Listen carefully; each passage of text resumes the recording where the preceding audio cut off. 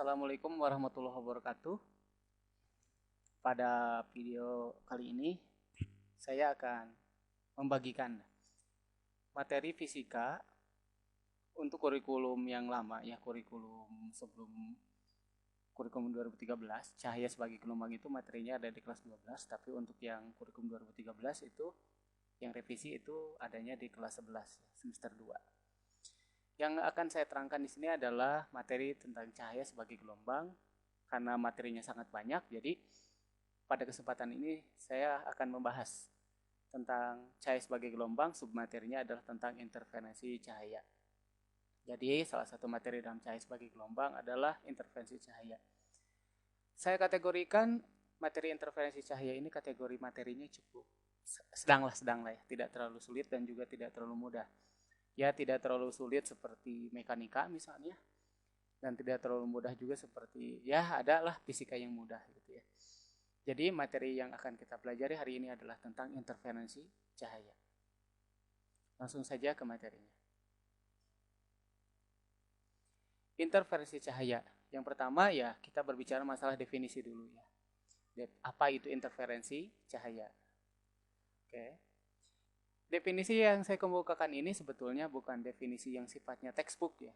Jadi kalau misalnya Anda punya sumber lain yang menerangkan tentang definisi yang berbeda, saya rasa itu tidak masalah ya, itu benar juga. Tapi pada prinsipnya gitu, interferensi cahaya itu adalah perpaduan dua cahaya yang koheren. Koheren itu artinya cahayanya harus sama persis, tidak boleh beda.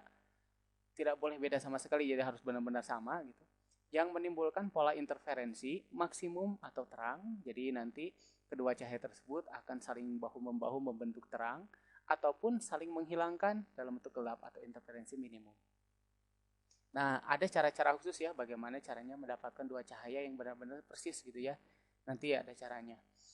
Jadi pada prinsipnya adalah ada dua cahaya bergabung. Ketika bergabung itu akan menjadi kuat atau maksimum, atau menjadi hilang minimum.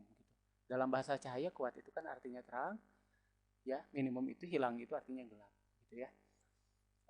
Untuk soal-soal yang ada di sekolah misalnya, tentunya kita harus bisa membedakan kan soal tentang interferensi atau soal tentang materi cahaya yang lain yang umumnya sih bahasanya rada mirip-mirip, tapi bisa kita pisah-pisahkan gitu ya dengan ciri-ciri yang ada pada soal itu. Jadi ciri-ciri pada soal fisika yang berkaitan dengan interferensi cahaya adalah ada kata interferensi. Jadi kalau di soal tersebut ada kata interferensi cahaya, ya itu langsung lah pasti ya. Kemudian ada kata celah ganda, itu juga pasti tentang interferensi cahaya. Kemudian ada kata dua celah ya, celah ganda atau dua celah atau celah kembar biasanya itu juga merupakan soal interferensi. Yang terakhir adalah kalau ada kata percobaan Young. Nah, Young ini nama orang ya, itu namanya Thomas Young. Beliau adalah ahli optik, ahli cahaya dan optik yang mempelajari cahaya sebagai gelombang dan ingin mengetahui berapakah panjang gelombang dari cahaya yang tidak bisa diukur dengan cara biasa, dan beliau menggunakan konsep interferensi yang sekarang akan kita pelajari. Nah, contoh yang muncul dalam soal seperti ini kata-katanya ya. Misalnya ada soal seperti ini. Cahaya monokromatik diarahkan pada dua celah sempit bla bla bla bla bla dan seterusnya ya. Yang ragu-ragu itu adalah ada kata dua celah sempit, dua celah kan. Itu termasuk kata-kata yang khusus diberikan kepada interferensi cahaya ya. Kemudian yang lainnya pada percobaan Young dengan menggunakan cahaya bla bla bla bla bla dan seterusnya, itu pasti juga materinya tentang interferensi cahaya. Jadi kita harus mengingat konsep yang ada pada interferensi cahaya kalau ketemu soal-soal tipe seperti ini. Langsung ke materinya ya. Di sini saya menampilkan suatu gambar. Nah, ini adalah gambar skema yang dilakukan oleh Thomas Young dalam proses interferensi cahaya untuk pada intinya adalah ingin mengetahui panjang gelombang cahaya yang digunakan. Dasar-dasarnya dulu. Di sini gambarnya udah ada, tampak, kelihatan. Nah, dasar-dasar yang harus kita kuasai dulu adalah harus ada perpaduan dua cahaya koheren.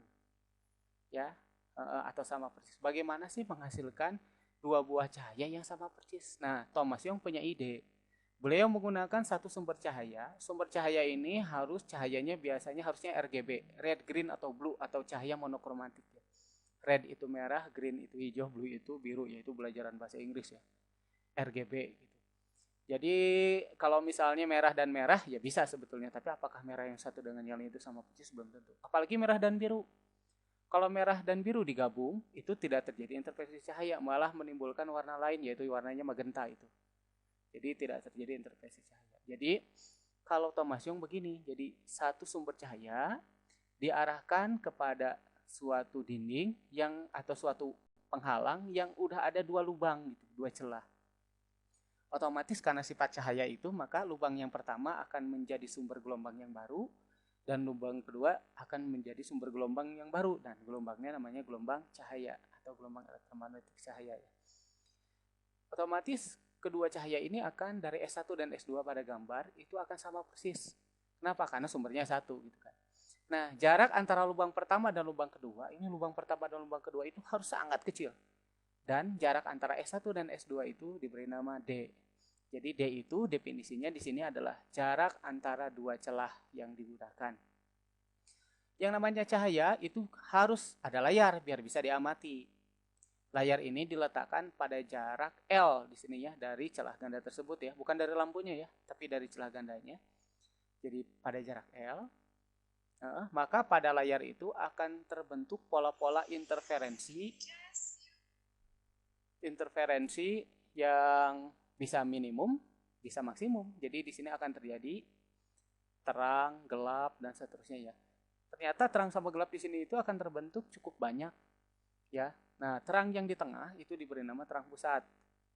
Di pinggir-pinggirnya ada gelap satu. Kita cobain ke atas dulu yang ini ya. Jadi ada gelap satu, gelap dua, terang dua, dan seterusnya. Dan itu jaraknya diberi nama Y di sini. Di gambar ini diberi nama Y. Kenapa sih bisa terjadi interferensi yang terang gelap itu? Karena lihat antara S1 ke suatu titik yang ada pada layar itu berbeda-beda jaraknya karena miring begini kan. Jadi ada perbedaan jarak, itulah yang bisa menyebabkan terang dan gelap itu. Nah, perumusannya itu kan jarak antara celah ke layar kan mudah diukur ya. Kemudian ini juga jarak antar celah ini ya bisa diukur lah dengan suatu alat ya. Tapi kalau panjang gelombang cahaya kan susah diukur. Jadi fungsi dari belajar interferensi cahaya oleh Thomas Young adalah mengetahui panjang gelombang cahaya yang digunakan. Dari data-data yang mudah diukur yaitu Y, L, dan D ini. Setelah penurunan melalui proses geometri, ada trigonometrinya di sini ya. Ada geometri segitiga, kemudian trigonometrinya. Dengan proses kesebangunan, lalu pendekatan nilai sinus mendekati tangen karena D ini kecil nih. Sedangkan L ini besar sehingga sudut ini jadi kecil. Sehingga nanti akan ditemukan persamaan rumus seperti ini. Jadi rumus terang atau rumus interferensi maksimum itu rumusnya adalah D dikalikan sin theta sama dengan N dikalikan lambda. Ini kan kalau rumusnya dalam bentuk sudut ya, dalam bentuk sudut. Jadi D itu jarak antar celah, sin theta, theta ini adalah sudut yang dibentuk pada segitiga ini yang saya tunjuk. Jadi segitiga yang melibatkan L dan Y gitu ya. Karena sudutnya kecil, maka sin theta ini mendekati tangen sehingga Y per L-nya itu diganti. Nah, untuk mempermudah saya mengganti nilai Y di sini dengan terang itu dengan huruf T. Kemudian gelap saya ganti dengan huruf G supaya lebih mudah diingat lah. Jadi terang itu T gitu. Gelap itu G kan lebih mudah. Kalau menggunakan sudut berarti ini rumusnya yang ini. Kalau menggunakan geometri berarti rumusnya adalah D dikalikan terang ke N dibagi L sama dengan N dikalikan lambda.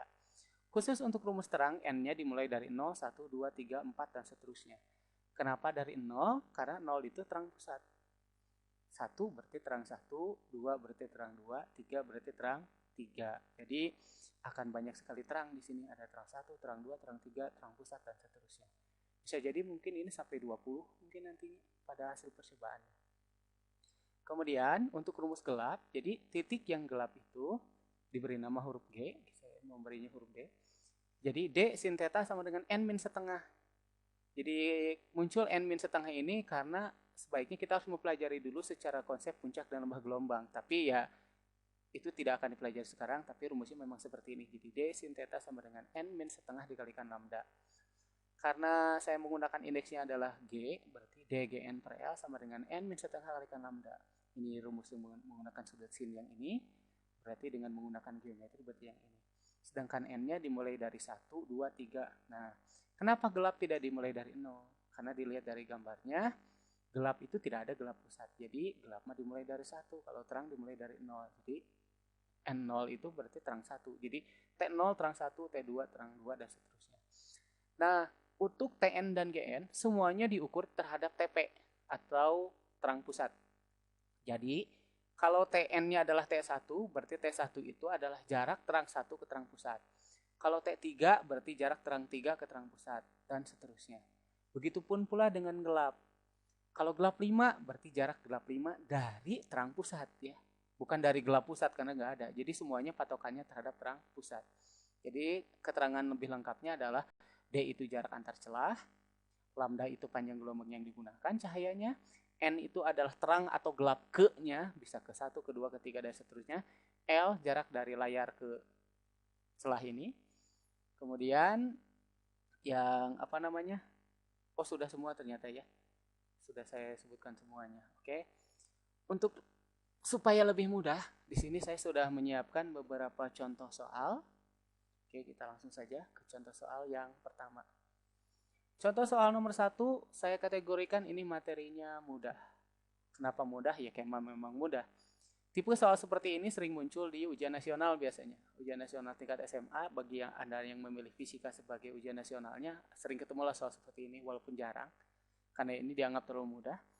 Kalau di UTBK SBMPTN ada soal seperti ini, saya rasa itu bonus ya, karena itu kategori mudah. Saya bacakan soalnya. Pada percobaan Young, berarti interferensi ya, ada kata percobaan Young.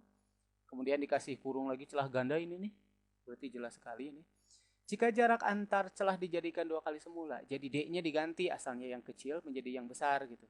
Yang kecil misalnya 1 cm, yang 2 menjadi 2 cm gitu, misalnya itu ya, karena dijadikan 2 kali semula. Maka jarak pita berurutan menjadi titik-titik. Pita ini boleh pita terang, boleh pita gelap kan gitu. Jadi terang 1 ke terang 2, terang 2 ke terang 3, atau terang pusat terang 1 dan seterusnya, itu akan menjadi bagaimana, apakah membesar atau mengecil. Di sini ada opsi A, B, C, D, E, 4, 2, setengah, 1/4, atau tetap ya. Ini kita akan bahas dengan cara sederhana saja dengan konsep perbandingan pada persamaan. Jawab. Nah, rumusnya kan D Gn per L sama dengan N min setengah dikalikan lambda. Dari sini persamaannya udah D dan G ini kan dikalikan pada ruas yang sama, berarti secara prinsip dia hubungannya adalah berbanding terbalik. Jadi G berbanding terbalik dengan D, atau G sebanding dengan 1 per D, sama saja ya. Jadi berbeda, kalau D diperbesar, G justru mengecil karena dia berbanding terbalik. Jadi kalau D dijadikan 2 kali, itu ada pada soal, maka G menjadi kebalikan dari 2 kali, yaitu setengah kali. Jadi jawabannya adalah D. Gampang kalau untuk ini ya. Tidak perlu ada pembuktian matematika secara rumit lah, karena ini terlalu gampang. Variabelnya cuma 2 variabel saja D dengan G, jadi langsung saja. Kemudian kita beranjak ke soal yang kedua. Soal kedua, saya masih mengkategorikan ini mudah, karena pada prinsipnya ini tinggal memasukkan angka ke dalam persamaan sebetulnya ya. Ini saya ambil dari soal ujian nasional fisika tahun 2008, P4 nomor 24, tapi saya tidak memasukkan opsinya ya. Karena pada saat saya mencari ini gak ada opsinya gitu. Tapi kan 2008 tidak pakai esai ya, masih pilihan ganda. Saya bacakan ya. Sebuah celah ganda disinari cahaya dengan panjang gelombang 640 nanometer. Ada kata nanometer di sini, jadi jaraknya menggunakan nanometer. Jadi nanometer itu apa sih? Itu adalah 10 pangkat negatif 9 pengali ya. Kayak kilometer kan, kalau kilometer 1000 meter berarti 10 pangkat 3. Ini mah nanometer, ukurannya kecil jadi 10 pangkat negatif 9. Sebuah layar diletakkan 1,5 meter dari celah, itu L jelas ini ya. Sehingga pada layar tampak pola interferensi. Jadi ini soal interferensi. Jika jarak kedua celah adalah 0,24 mm, berarti itu D. Nih, tentukan jarak dua pita terang yang berurutan. Ini langsung sajalah kita bahas. Diketahui. Nah, diketahuinya adalah lambda 640 nanometer atau 640 kali 10 pangkat negatif 9 meter. Karena ini angkanya sedikit rumit, ada nolnya di sini. Jadi kita sederhanakan menjadi 64 kali 10 pangkat negatif 8. Jadi buat apa kita punya 10 pangkat negatif kalau 640 masih kita pakai. Mendingan 64 saja. Jadi hindari nol yang kegedean, satu lagi hindari koma gitu. Itu prinsipnya kalau saya menggunakan bilangan-bilangan seperti ini. L 1,5 meter nih. L-nya 1,5 meter. Anda boleh pakai 1,5 meter kan. Meter mah gak usah dirubah karena satuannya sudah meter. Saya rubah menjadi 3/2 meter. Terserah sih, ini tergantung selera ya. Ada yang pengen suka koma silahkan. Kalau saya mah lebih suka pecahan biasa ya 3/2. Nanti nyoret-nyoretnya relatif lebih gampang menurut saya. Kemudian di sini ada D 0,24 mm atau 0,24 kali 10 pangkat negatif 3 karena milimeter itu negatif 3. Karena 24 ini 0,24 gak enak lihatnya ya kita gunakan 24 aja. Jadi 24 kali 10 pangkat negatif 5. Negatif 3 berubah dari negatif 5 karena 0,24 kita rubah menjadi 24. Yang ditanyakannya adalah jarak dua pita terang terdekat. Waduh, ini istilah ini kan tidak ada pada penjelasan tadi ya, tapi ini bisa kita analisis. Kita jawab. Jarak antara dua pita terang terdekat saya sebut sebagai T1. Kenapa sih saya sebut sebagai T1? Sebetulnya boleh sih kamu misalnya jarak dua pita terang terdekat itu misalnya T3 ke T4 atau T10 ke T11. Itu boleh sebetulnya. Tapi pekerjaannya jadi panjang. Kenapa pekerjaannya jadi panjang? Karena kalau T3 dan T4, berarti kamu cari T3 dulu, cari T4 dulu, nanti diselisihkan, baru dapat hasilnya. Tapi kalau menggunakan T1, itu artinya kan Tn itu dari terang pusat ke terang ke N. Jadi kalau misalnya terang pusat ke terang 1, itu juga jarak dua pita terang terdekat. Jadi itu cukup satu kali rumus dengan menggunakan rumus terang dengan N nilainya 1. Masuk ke persamaannya. dTn per L sama dengan N dikalikan lambda, artinya kalau kita sekali silangkan Tn sama dengan N lambda L per D. Gampang ini ya. Kemudian saya substitusikan angkanya, berarti T1, berarti N-nya kita ganti dengan 1. 1 dikalikan 64 kali 10 pangkat negatif 8 dikalikan 3/2 per 24 kali 10 pangkat negatif 5. Ini bisa kita coret-coret. 64 dan 2, ini yang saya coret merah. 64 dibagi 2, 32. 2 dibagi 2, 1. Jadi 2-nya habis. Kemudian 3 dan 24. Hati-hati 24 ini adanya di bawah. Jadi 24 dibagi 3 kan 8. Kalau 3 dibagi 3 kan habis. Disederhanakannya sudah. Sebetulnya ini bisa ya 32 dan 8 langsung, tapi saya tulis ulang di sini. Jadi 32 per 8 kali 10 pangkat negatif 8 plus 5. Nah, operasi pempakatan ini Anda harus pelajari di materi eksponen di kelas 10. Kelas 10 SMA IPA ya. Jadi ini negatif 8, boleh digabung dengan negatif 5 karena 10 pangkat, tapi negatif 5 di bawah kalau pindah ke atas jadi plus 5. Itu aturannya. 32 dibagi 8 itu 4, negatif 8 tambah 5 itu adalah negatif 3. Jadi hasilnya 4 kali 10 pangkat negatif 3 meter. Sehingga kalau 10 pangkat negatif 3 itu dijadikan sebagai simbol, ya jadinya milimeter gitu. Kan milimeter itu 10 pangkat negatif 3 atau dibagi 1000. Jadi nilainya adalah 4 milimeter. Jadi untuk jawaban soal yang ini adalah ini ya. Boleh 4 kali 10 pangkat negatif 3 meter atau 4 milimeter. Kemudian contoh 3 masih kategori soal sedang. Cahaya dengan panjang gelombang 5000 angstrom. Nah ini ada satuan baru nih, angstrom. Nah angstrom itu adalah satuan, masih satuan panjang. Tapi ya 10 pangkat sih. Jadi angstrom itu adalah 10 pangkat negatif 10 atau dibagi 10 miliar. Biasanya besaran-besaran untuk panjang gelombang cahaya biasanya pakai nanometer atau angstrom biasanya. Jadi 5000 angstrom. Datang pada celah kembar, Young. Udah ada kata celah kembar, ada kata Young lagi. Dengan kata lain ini adalah percobaan interferensi. Yang jaraknya 0,2 mm, ini pasti D kan. Jadi celah kembar yang jaraknya 0,2 mm itu adalah jarak antar celah. Pola interferensi tampak pada layar yang berjarak 1 meter dari celah. Ini entengnya, L-nya 1 meter. Jika jarak terang pusat ke terang terjauh adalah 2,5 cm, tentukan banyaknya pita terang pada layar. Jadi ini yang ditanyakannya bukan jarak-jarakan, tapi banyaknya terang yang terjadi pada layar itu kan belang ya, ada terang gelap, terang gelap. Nah terangnya ada berapa? Jawabannya ya opsinya A, B, C, D, E 10, 11, 5, 20, 21. Nah beberapa orang itu kalau yang kayak gini katanya gak usah dihitung. Lihat aja jawabannya katanya. Kalau opsinya simetris kan 10, 11, 20, 21 dengan 5 ini kan simetris ya. Berarti jawabannya langsung 5 katanya. Saya rasa itu sekarang sudah tidak dipakai ya teori seperti itu karena itu ngaco itu. Karena pembuat soal SBMPTN tidak mungkin sebodoh itu gitu. Masa bisa dibodohin sama orang nembak gitu kan. Jadi ya orang pintar yang membuat soal seperti ini tidak mungkin dibodohin sama orang nembak gitu. Nah, langsung aja ke diketahuinya. Diketahuinya ya, panjang gelombangnya 5000 angstrom atau 5 kali 10 pangkat negatif 7 meter. Nah, kenapa di sini negatif 7?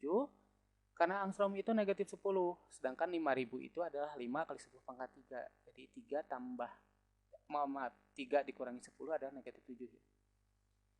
Nah, kemudian D, jarak antar celahnya adalah 0,2 mm atau 2 kali 10 pangkat negatif 4 meter. Milimeter itu negatif 3, 0,2 kita jadikan 2, jadi pangkatnya 10 negatif 1. Jadi negatif 3 dan negatif 1 negatif 4 ya. Kemudian L-nya 1 meter, gak usah diapa-apain. Terang ke N, jadi ini adalah karena banyaknya pita terang, berarti rumusnya terang. Terang ke N, N itu adalah N terbanyak biasanya yang muncul. Itu adalah 2,5 cm atau saya rubah menjadi 25 kali 10 pangkat negatif 3 meter. Ditanyakan banyaknya pita terang berhubungan dengan N. Tapi kenapa di sini banyaknya pita terang berhubungan dengan N? Tapi jawabannya bukan N sebetulnya. Nanti ada konsep lain yang harus dipelajari. Jawaban. Rumus terang itu adalah dTn per L sama dengan N dikalikan lambda. Atau setelah saya kali silang, N sama dengan dTn per L dikalikan lambda. Tinggal masukin angkanya ya. N sama dengan 2 kali 10 pangkat negatif 4 itu D-nya. Tn-nya adalah 25 kali 10 pangkat negatif 3 dibagi 1. L-nya 1 meter. Kemudian panjang gelombangnya adalah 5 kali 10 pangkat negatif 7 ya lambdanya. Ini nggak usah pakai coret-coretan lah, kalau yang seperti ini dikalikan saja lah. 2 kali 25. 50 kan? 50 dibagi 5 itu 10. Jadi ini 10 hasilnya. Untuk pangkatnya adalah 10 pangkat negatif 4 kurangi 3 tambah 7. Nih dari sini, dari pangkat negatif 4. Ini jadi plus 7 ya, karena dari bawah pindah ke atas. Hasilnya itu jadi 10 kali 10 pangkat 0. Coba negatif 4 kurangi 3 kan negatif 7 tambah 7 0 ya. 10 pangkat 0 itu 1, jadi tinggal 10 kali 10 pangkat 0, 10 kali 1 ya 10. Jadi banyaknya orde itu 10. Jadi belum ke pertanyaannya ini. Karena pertanyaannya adalah banyaknya pita terang pada layar, otomatis bukan 10 ini jawabannya. Jadi kalau Anda jawab A itu salah. Banyaknya pita terang itu kita harus kembali lagi ke konsep gambar yang tadi.